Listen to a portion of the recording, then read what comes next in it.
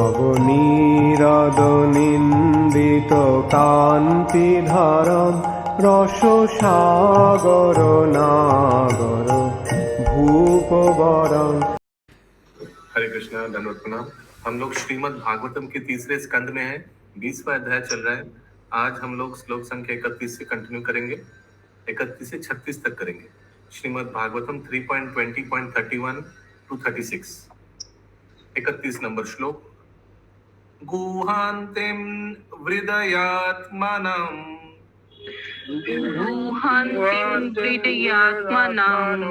नीललाकवरुथिनीम्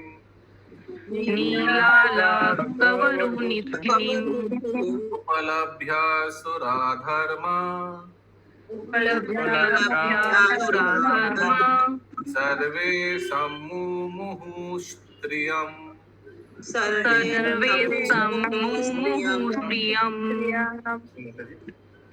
काले काले बाल समूह से विभूषित वह मानो लज्जावश अपने को छिपा रही थी।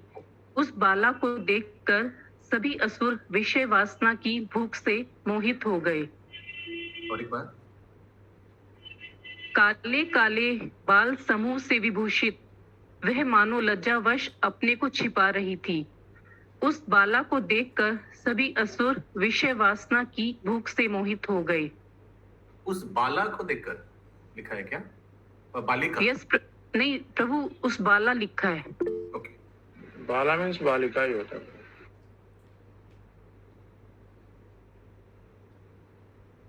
तात्पर्य? असुरों तथा देवताओं में यही अंतर है कि सुंदर स्त्री असुरों के मन को आकृष्ट कर लेती है, किंतु वह देव पुरुषों के मन को आकृष्ट नहीं कर पाती। देव पुरुष ज्ञान से पूर्ण होता है, जबकि असुर अविद्या से। जिस प्रकार कोई शिशु किसी सुंदर गुड़िया के द्वारा आकृष्ट हो उठता है, उसी प्रकार से एक असुर कम बुद्धिमान होने तथा अविद्या से पूर्ण होने के कारण भौतिक सुंदरता से तथा विषय भोग की भूख से आकृष्ट होता है। देव पुरुष जानता है कि सुघड़ वेशभूषा और उन्नत उरोज, उठे नितम, सुंदर नासिका तथा सुंदर रूप रंग का यह आकर्षण माया है। स्त्री में प्रदर्शित होने वाली सारी सुंदरता रक्त तथा मांस के संयोग से बनी है। श्री शंकराचार्य ने ऐसे समस्त पुरुषों को रक्त तथा मांस के इस संयोग के प्रति नहीं, वरन आध्यात्मिक जीवन के वास्तविक सौंदर्य के प्रति आकृष्ट होने का उपदेश दिया है। वास्तविक सौंदर्य तो कृष्ण तथा राधा है। जो मनुष्य इनके सौंदर्य से आकृष्ट हो चुका है, वह भौतिक जगत के मिथ्या सौंदर्य से आकृष्ट नहीं हो सकता। एक असुर तथा देव पुरुष अथवा भक्त में यही अंतर होता है। शरीर से जो ट्वाइलाइट संध्या उत्पन्न हुआ था और वो एक नारी का रूप लिया, उनसे सब असुर लोग काम वासना के लिए आसक्त हो रहे हैं। 32 नंबर श्लोक। अहो रूपम अहो धैर्यम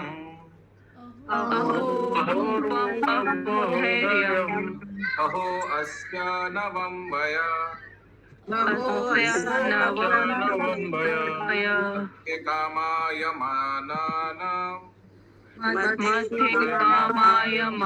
कामायमानानाम् कामेव विसर्पति।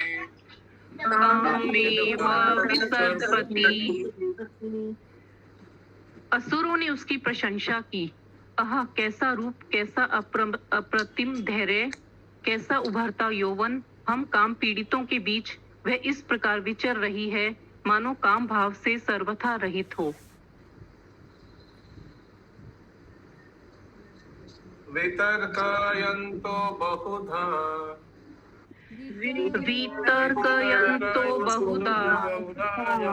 आम संध्यां प्रमदा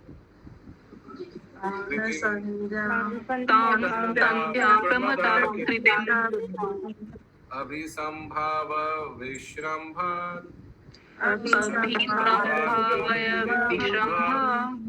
पर्यपृच्छान् कुमेधसा।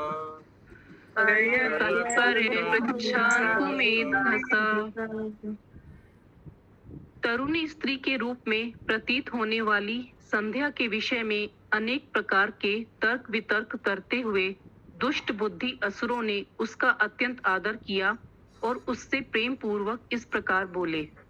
और एक बार तरुणी स्त्री के रूप में प्रतीत होने वाली संध्या के विषय में अनेक प्रकार के तर्क वितर्क करते हुए दुष्ट बुद्धि असुरों ने उसका अत्यंत आदर किया और उससे प्रेम पूर्वक इस प्रकार बोले। काशिकास्यासि रंभोरु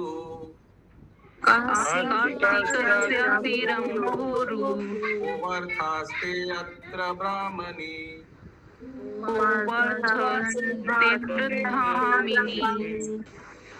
रूपद्रावे निपन्येन दुर्भागन्नो विभद्रसे।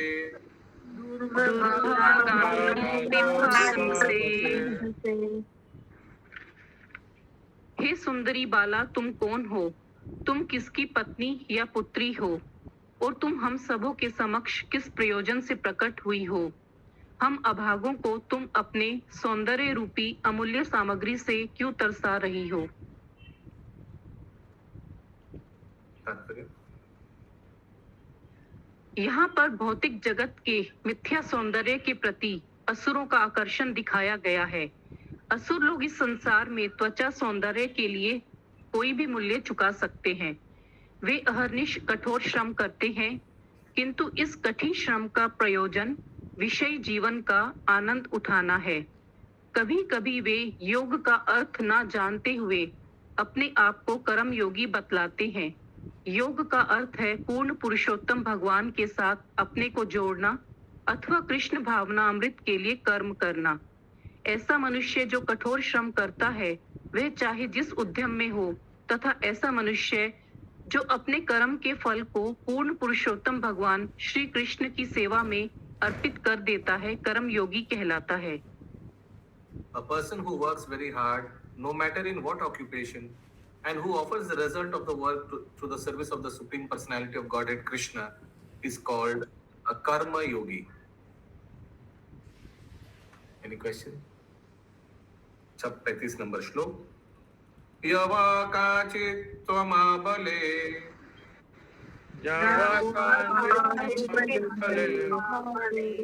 इष्ट्य संदर्शनं तव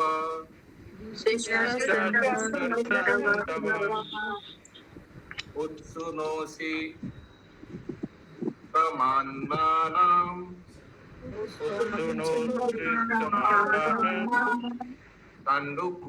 तंडुका क्रीडया मना।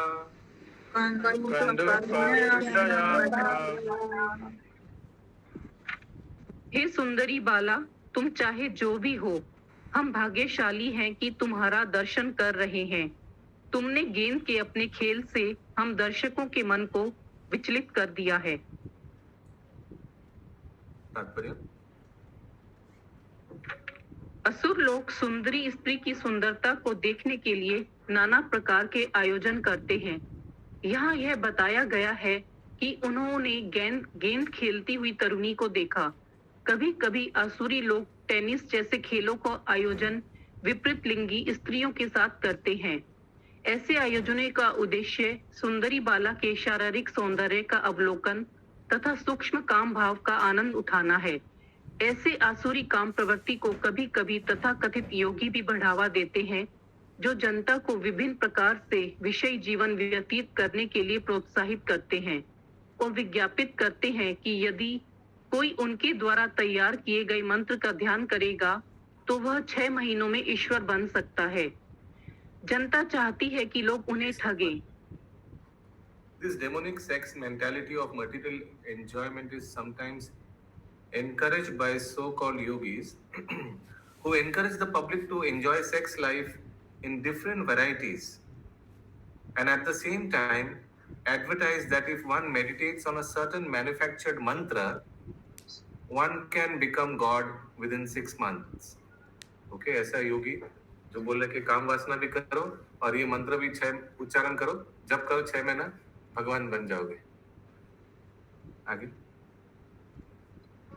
जनता चाहती है कि लोग उन्हें ठगें।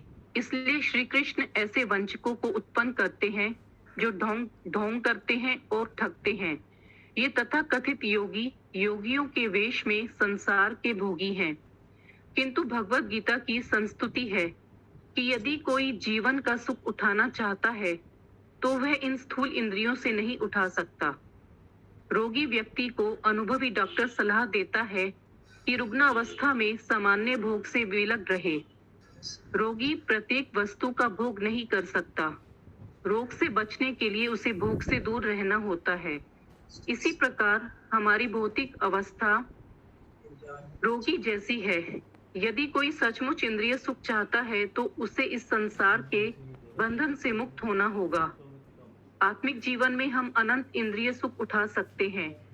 भौतिक तथा सात्विक आत्मिक सुख में यही अंतर होता है कि भौतिक सुख सीमित है। यदि कोई भौतिक काम वासना के सुख में लिप्त रहना चाहे तो वह दीर्घ काल तक सुख नहीं भोग सकता। किंतु काम सुख त्याग देने पर आत्मिक जीवन का शुभारंभ होता है और यह असीम होता है। भागवत 5.5.1 में कहा गया है कि ब्रह्म सौख्य अर्थात आत्मिक सुख अनंत है। मूर्ख प्राणी ही पदार्थ की सौंदर्य पर रिझते हैं और इससे मिलने वाले सुख को सत्य मान बैठते हैं, किंतु वह वास्तविक आनंद होता नहीं। Hare Krishna. Very very strong purport. Any query? आज का अंतिम श्लोक 36 नंबर। नैकत्र ते जयति सलिनिपाद पद्मम्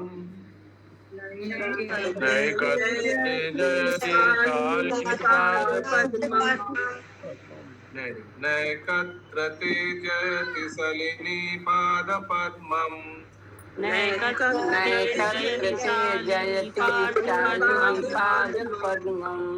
ऋणन्त्यमुकरतलेन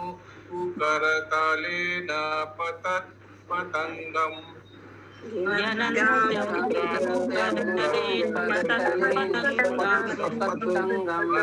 विषीदति बृहत्स्तनभारभीतम्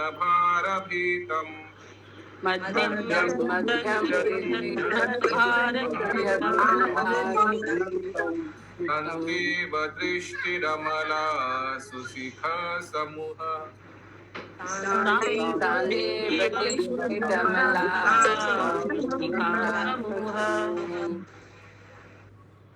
हे सुंदरी, जब तुम धरती से उछलती गेंद को अपने हाथों से बार बार मारती हो तो तुम्हारे चरण कमल एक स्थान पर नहीं रुके रहते। तुम्हारे पूर्ण विकसित स्तनों के भार से पीड़ित तुम्हारी कमर थक जाती है और स्वच्छ दृष्टि मंद पड़ जाती है। कृपया अपने सुंदर बालों को ठीक से गूंथ तो लो। तात्पर्य? असुरों को उस सुंदरी के प्रत्येक पग पर सुंदर हाव भाव दिख रहे थे। यहाँ पर वे गेंद खेलते समय उसके पूरी तरह उभरे उरोजों, बिखरे बालों तथा आगे पीछे झुकने की गतियों की प्रशंसा करते हैं। वे पद पद पर उसके स्त्रियोचित सौंदर्य का आनंद लेते हैं और इस प्रकार आनंद लेते हुए उनके मन काम वासना से उद्विग्न हो उठते हैं। जिस प्रकार रात्रि में अग्नि के चारों ओर पतंगे एकत्र होते हैं और फिर मर जाते हैं, उसी प्रकार से असुर सुंदरी के कंदुक सदृश स्तनों की हलचल के शिकार हो जाते हैं। सुंदरी की बिखरी केश राशि भी कामी असुरों के मन को आहत करती है।